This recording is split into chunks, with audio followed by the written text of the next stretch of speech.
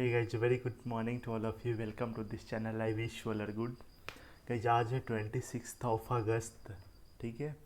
और आज मैं रीजनिंग का सेशन लेकर के आया हूँ जिसमें मैं क्या क्या बात करूँगा। इनइक्वलिटी का कुछ क्वेश्चन है, सिलॉग से और ब्लड रिलेशन का क्वेश्चन है। बस आप एक बिगिनर है ना, लर्नर है, कुछ लर्न करना चाहते हैं तभी आप इस वीडियो को देखिएगा, अन्यथा आप स्किप कर सकते हैं। आप जाकर अपना प्रैक्टिस कीजिए, क्यों टाइम गवाइएगा।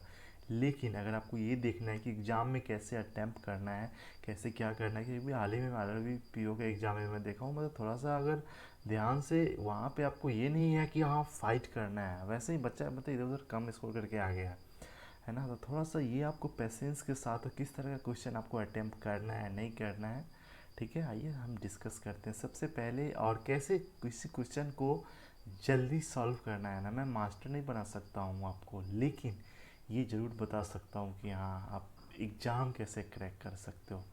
चलिए शुरू करते हैं। सबसे पहला जो जैसे यहाँ पे मान लीजिए अगर सिलॉक्स का क्वेश्चन आता है, कोई भी एग्ज़ाम होता है ना आजकल, कोई एग्ज़ाम मतलब बैंक तो था ही, SSC भी पूछ रहा है सिलॉक्स का क्वेश्चन, 4-5 क्वेश्चन आता ही आता है। तो सिलॉक्स का क्वेश्चन करना है कैसे, जल्दी कैसे करना है। जैसे यहाँ पे डायग्राम आपको बना बना कर करना है ताकि एकदम पूरा सही हो जाए आपका। जैसे ऑल दिल्ली इज मुंबई, जैसे मान लेते हैं यहाँ पे ऑल दिल्ली इज क्या है, मुंबई है।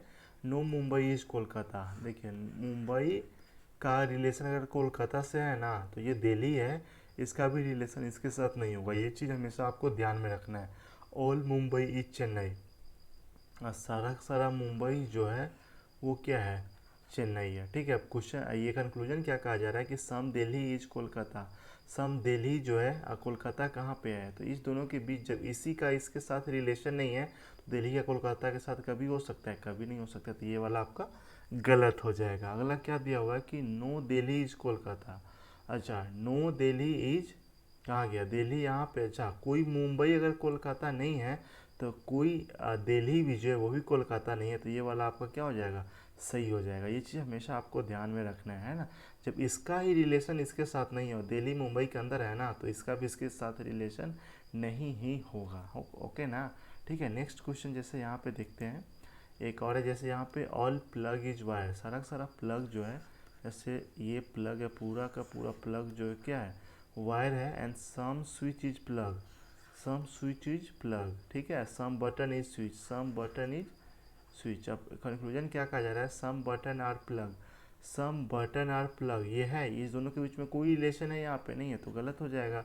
ऑल प्लग आर बटन, और प्लग आर बटन, देखिए और प्लग आर जो है वायर है, बटन नहीं है, तो ये भी वाला क्या हो जाएगा, ये भी ये वाला ये गलत हो जाएगा, है ना। इस तरह से आपको एग्जाम में फटाफट सॉल्व करना है। जैसे यहाँ पे दिया हुआ है all garbage are junk, all garbage are क्या है, जंक है। And no junk is mail, same condition यहाँ पे भी है, no junk is mail, all junk are spam. सारा सारा जंक जो है वो क्या है, स्पैम है। देखिए जब जंक का मेल के साथ कोई रिलेशन नहीं है तो ये गार्बेज है ना, इसका भी इसके साथ कोई रिलेशन नहीं होगा, है ना।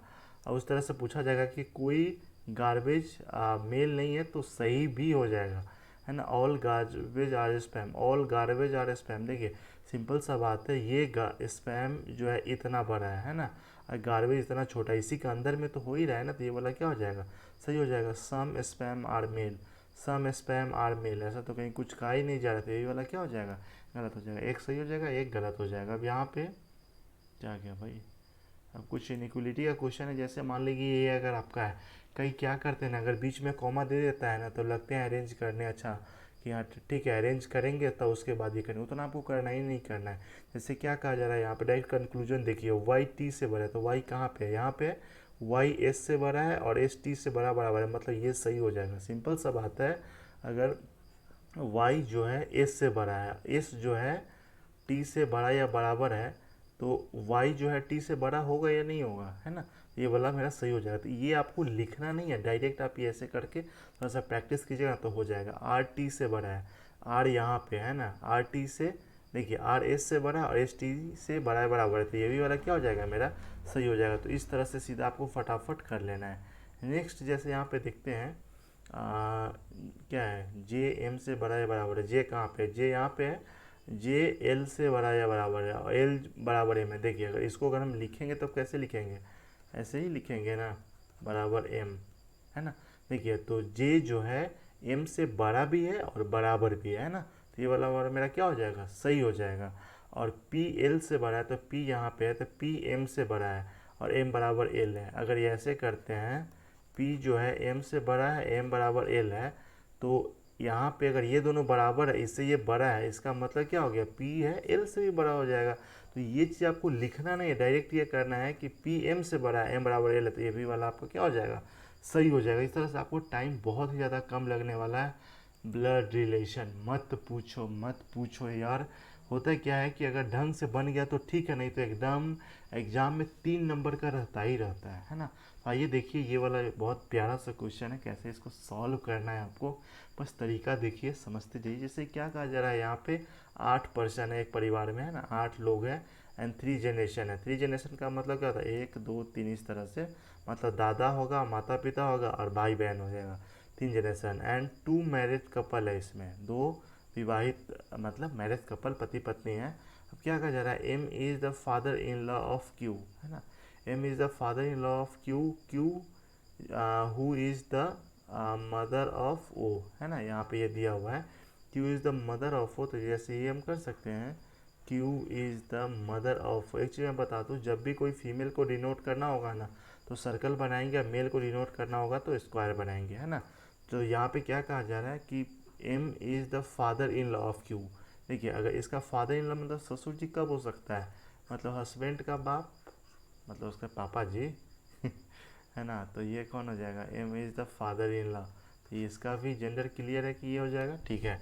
आगे क्या कहा जा रहा है, जी इज द मदर ऑफ के, अभी क्लियर नहीं, आगे पढ़िए।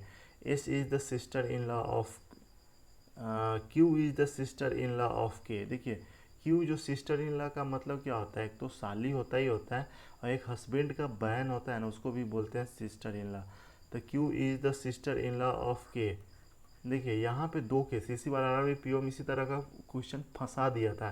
क्या किया था वो मैं बता रहा हूँ। देखिए क्यू जो है 2 केस में सिस्टर इन लॉ ऑफ हो सकता है। कैसे हो सकता है, एक तो ये वाला हो सकता है कि यहाँ पे जो इसका हस्बैंड का कोई होगा ना, ठीक है, मतलब अब यहाँ पे ये दोनों भाई बहन है, कुछ भी है, इसकी जो भाभी मतलब क्यू के की भाभी है, तो जो है क्यू जो है के का सिस्टर इन लॉ हो जाएगा, ठीक है। दूसरा कंडीशन ये भी तो हो सकता है ना कि मान ले लेते हैं जैसे यहाँ पे क्यू है ना, और इसका ये कोई हस्बैंड है, लेकिन अगर इसका कोई भाई होगा और इसकी अगर कोई पत्नी होगा तो ये इसका भी तो सिस्टर इन लॉ है ना। तो यही चीज़ यार पीओ में इस बार रीजनिंग और ब्लड रिलेशन में चीज़ दिया हुआ था, जो बच्चा ध्यान से नहीं किया होगा ना गड़बड़ कर दिया होगा ये चीज़। लेकिन यहाँ पे एक लाइन जरूर दिया रहता है कि कब ये वाला केस होगा, कब ये वाला केस होगा, है ना।